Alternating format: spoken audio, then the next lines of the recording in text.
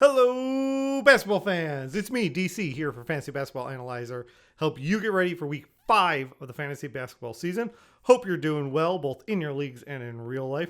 We're going to do a combined episode this week where we do all of our pace, defense efficiency, schedule breakdown, all that stuff, combined with the waivers. Why? Because Saturday I went out and celebrated my anniversary with my wife, and it got in the way of doing YouTube things with regular life. So that's how it's going to be this week. So bear with me. I will put timestamps down below if you need to jump ahead to anything. But let's get going. We'll start as we always do with pace and defensive efficiency. Here the numbers are solidifying as we go. We are a good 13 to 18% into the season. Actually, let's do the quick math on that. We're about 12 to 13 games for each of the teams divided by 82. We're about 14 to 15% into the season. So these numbers are solidifying that we're seeing here. At the top, the teams to attack the best, and there's little surprises in here. San Antonio, Golden State, Sacramento, Detroit, Denver. And Lakers, I should include in there. They're all over 108.5, which is really what we want to get after. A little surprise Golden State's in there. Pace is definitely up. Defense hasn't been good. I mean, they've been in a rough patch, so I guess it isn't shocking. But I still was surprised when I ran the numbers and saw that they are the number 2 team you want to attack the most. Down at the bottom, the teams to stay away from, if you can. This is really more for DFS, or if you're trying to decide on a daily move on your single league. Not, obviously, stay away. Like, if you've got a player playing, it's still better than nothing, right? Anyway, Dallas, Clippers, Philly, Portland, Brooklyn, Milwaukee, Miami. Portland's the only real surprise there. The season so far has shown that. Do I expect it to be there at the end of the season? I don't know, as much as I love Gary Payton and stuff, sure, but also they're like one injury away from their center and they got nothing behind it. So that could really sink them. Not that I think he's an amazing defensive center, but it still matters to have someone there who's competent. So I'm not sure Portland will stay, but for now, they are in the stay away because that is what the numbers are showing us. And fantasy is a game of numbers. We're going to take this and go and apply it to the week 5 schedule. All right, interesting week ahead. We've got San Antonio. I told you about last week. They've got 5 games. We'll talk about quality games later, but all 5 are quality games, which is pretty exciting. If you can go pick up basically any Spur, you're going to give in your lineup most of those times.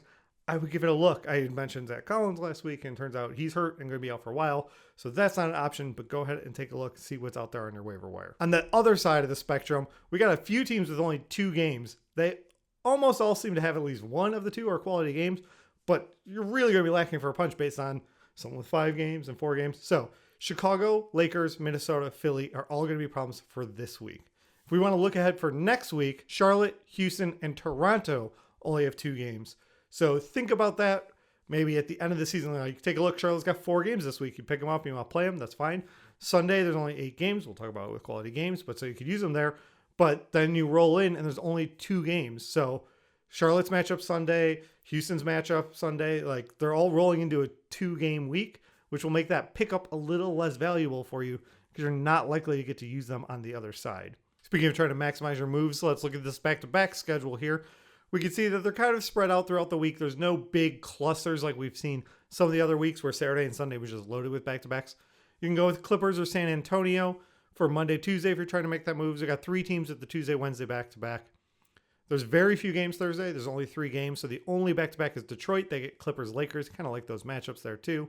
And then you can kind of see on out. There's only one Saturday, Sunday back-to-back. Again, it's San Antonio. That's the place to be if there's anyone worth picking up off your waiver wire, right? And then a few teams that have games Sunday that actually carry in. So if you've got the extra move at the end of this week, give Cleveland a look, Golden State. You can see them here. There's 3 more teams.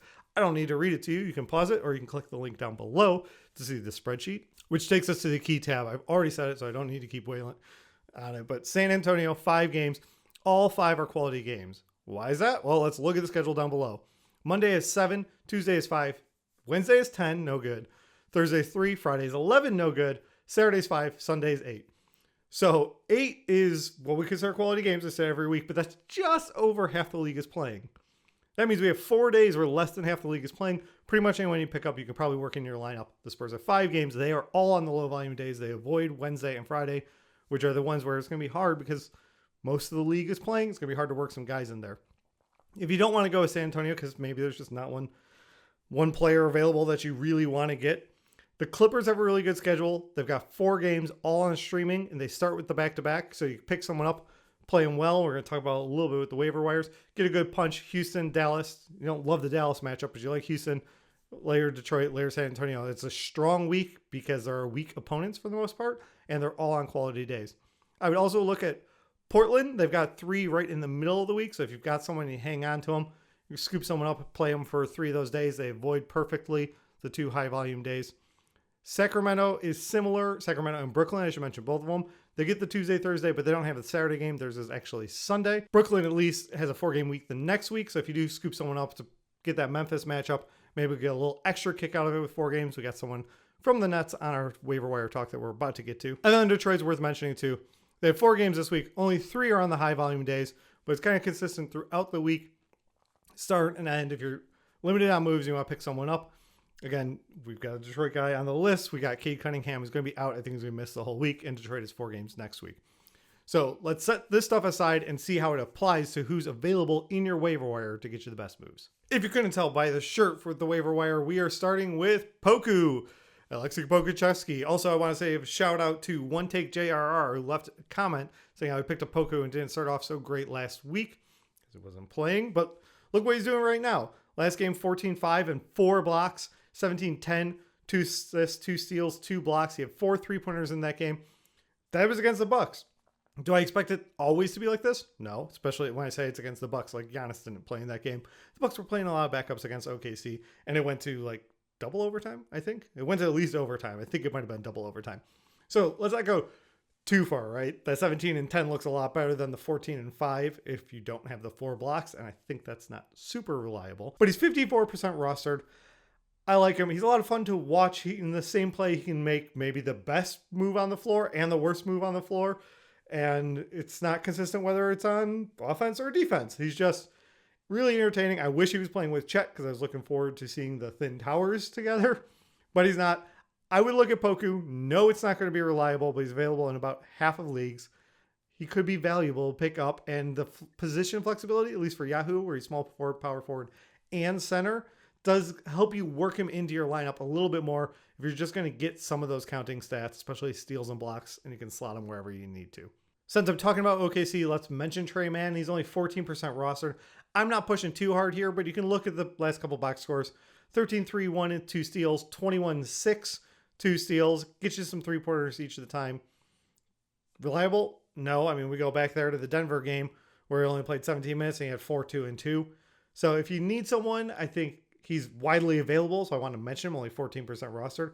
OKC doesn't have a great schedule this week.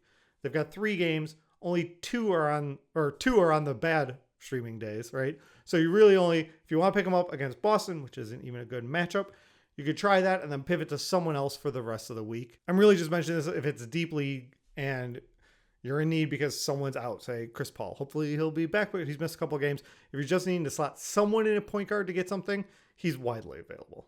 If we're focused more on this week, how about Marcus Morris? Talked about him last week. I think he at least made the list of people I wanted to talk about. I'm pretty sure we talked about it. Clippers have a great schedule. Like I talked about, 4 games, all good streaming options. They have the start of the week too, so you could pivot off him if you wanted, although they got 4 games next week. He's 63% rostered. So this is for a little bit of a shallower league, but it's still, 40% of leagues you can go on and get him. He's playing well. I don't think it's outstanding in any one thing, right? 13-6-2, 11-8-1.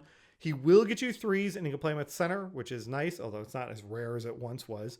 And he'll get you some blocks or steals. I don't think of him as a specialist for that, but the fact that he gets you something really boosts his overall value for a category league. Also helps a little bit in a points league. It's fine. It's solid. He's not going to hurt you, though, which is really nice. If you look here at free throws, he doesn't take a ton, so he's not like a big man you put in that's going to sink you in that stat for a category league. But when he does go, he'll make some, but plenty of games he just doesn't make any. So it's not a drag if you're just slotting someone in, trying to get little extra rebounds, a couple of 3s to help you get the edge in the category league. Sticking with the good schedules, how about Detroit? I mentioned they've got 4 games, only 3 on the good streaming days, but Cade Cunningham is going to be out. Killian Hayes is playing well right now, and he's getting a little extra. Rostered in only 11% of leagues, so I think he could be really valuable for this coming week. In fact, that 11% right now is up 10% from last week, meaning he was only rostered in 1%. Last couple of games, 15-6-7, 11-6-7 with 3 steals. The other game, he had 3 3-pointers. Not going to shoot a great percentage from the floor, but he also doesn't shoot a ton, so it's not going to kill you. If you got a high volume shooter like Ja or someone on your team, it's going to be completely outweighed by whatever Killian does, so I wouldn't worry about that too much. I like the week for him. Toronto's a tough matchup. Clippers might be a tough matchup. Lakers are not. Sacramento is not. So if you get him in there for all of those, you might not get him in there for the Lakers game, but it is a good matchup if you're splitting hairs. I'd give Killian Hayes a look. Next, also for Detroit, Bagley is back. Do I full throat endorse him? No. And he played 17 minutes. He had 4 points, 4 rebounds, got you 2 blocks. I think Detroit could use the help. So it's speculative. The fact that he's 24% rostered, that he's on more leagues right now than Killian, it's a little surprise. I don't know if Bagley's going to pop this week and be helpful, but it wouldn't shock me. I wanted to bring up that he's back from injury. He hasn't played yet this season. So it could be a hidden gem on your waiver wire, available in 3/4 of leagues. All right, I got a few shooting guard options. Last week I talked about Cam Thomas. Said, give something to look for the Nets. Brooklyn has a good schedule this week. Like I said, 3 games. All 3 are on streaming days. They play Memphis at the end of the week and roll into a 4-game week next week. Seth Curry's been playing real well. His minutes are going up a little bit, 23 and 28 minutes last couple games. That'll result in 22 points, 3 rebounds, 3 assists, 23 points, 3 rebounds, 2 assists, 4 3-pointers, and 6 3-pointers. He's one of the best 3-point shooters in the entire league. So for that alone, he helps in category league. But really, all 3 of these shooting guards, I like a bit more in points leagues where it all compresses and they just give you value. Seth Curry's only rostered in 36% of leagues. So you pick him up in 2/3 of leagues. He has a good schedule next week. That's too low. I would scoop him up, hope it goes well, and if it does, carry on. Obviously, Cam Thomas is still out there at 32%, but he hasn't kept doing what he did last week when I made this video, so I'm a little skeptical. Joe Harris, I mentioned last week, at 14% rostered. I think the Nets are going to need him come the postseason. That he's not as involved right now as I would like for a fantasy option, so I'm staying away from there. Seth Curry is my choice for the Nets guards. Malik Monk for the Kings has a good schedule as well. Same schedule as Brooklyn, right? 3 games, same day spread, all good streaming days. He's been playing well, rostered in 33% of leagues. Again, available in 2/3 of leagues. Performing in a points league. The last game against the Lakers wasn't great. 8-1-3. Not super exciting, but we are talking about the waiver wire. We're talking about guys where you're going to stream it here. But before that, 14-2-5, 24-6-4. He's getting you 2 to 3 3-pointers almost every single game except for an off game against the Lakers. For points league, I think he's getting a little overlooked. I'm surprised he's this available. Good week for it. You pick him up. You can move on. I don't think he's above the line where you want to keep someone for all season, but I don't think you're going to regret having him in your lineup. If you're looking for a shooting guard small forward slot, I would look at Malik Beasley for the Jazz. The Jazz do not have as good of a schedule. They've got 3 games still, but only 2 on the low volume days. So he's a little bit lower. He's been playing well right now. 16-6-3, 18-6-1. But again, a bunch of 3-pointers, 4 3-pointers, 6 3-pointers. Game before that, 4 3-pointers. So in a points league, he's going to get you that little extra oomph because he's hitting the 3s and they count as points. But also, if you're just looking to get a little edge in any of your category leagues, just 36% rostered. All of these guys are available in about 2/3 of leagues. You can pick them up, grab a bunch of 3s. If they're playing on the right days, you can work that out and try and win that category. Next up, I've got Cam Payne on my list. He's been playing really well because CP3's been out. I don't know if Chris Paul's going to be back yet. And when you're watching this in the future, you may know more than I know right now as I'm recording it on the weekend. But let's take a look at what he's doing while Chris Paul's out. 5 3-pointers, 22 points, 3 rebounds, 4 assists. 4 3-pointers, 23 points, 6 rebounds, 8 assists. A steal in each game. Didn't miss a free throw. These are amazing stat lines as against Orlando and Minnesota, which may not be the toughest schedule. Minnesota will get up there, and Orlando's playing better than at least I expected going into the season. They're feisty and they're pretty fun to watch. But these are really good scores. If Chris Paul is out, it's definitely worth being picked up. 35% rostered, available in 2/3 of leagues. This is saying he jumped 29% in the last day. So it's a big spike, and it's because he's doing well and Chris Paul's been out. If Chris Paul is back, the value is going to be depressed, and that's why I'm talking about him later in this video than I would have if I knew Chris Paul was going to be out for a stretch. Phoenix has 4 games this week. They start and end with good streaming days, so even if we just find out Chris Paul's out for Monday, it's worth picking up, get him in that matchup against Miami, and then we see what happens. You can always cut bait and grab one of the other better streamers, but if you can get one good day like this to kick off your week, that's a pretty useful move. All right, now just for my category league players, Tari Eason for Houston. Look at these steal rates the last few games. 3, 5, 2, 1, 1, 1. One of those he had 3 blocks, but not a ton of blocks. Play him at small forward, power forward. He's not going to give you much else. So that's why it's not for a points league. It's really for categories. If you're looking to pick someone up, give you some steals to attack that thing. I try and find some stat to highlight each week if I can, if there's a player for that. This one is Tari Eason. Houston's got 4 games. The only good streaming days to start and end, like we just talked about with the other schedule. So you can pick them up to either start the week, get you some steals, or end the week. Particularly the ending of the week is against Golden State, which is one of those ideal matchups because they play such a high pace. So you might get some there. They don't turn the ball over a ton, so maybe it won't happen. But if you're looking for steals, look for Tari. I think his roster is a little too high, actually, because I think it's just this kind of specialized thing for fantasy. The fact that he's already held in a third of leagues surprises me. I don't think you pick him up and hold on to him all year. I know people were high on him coming in.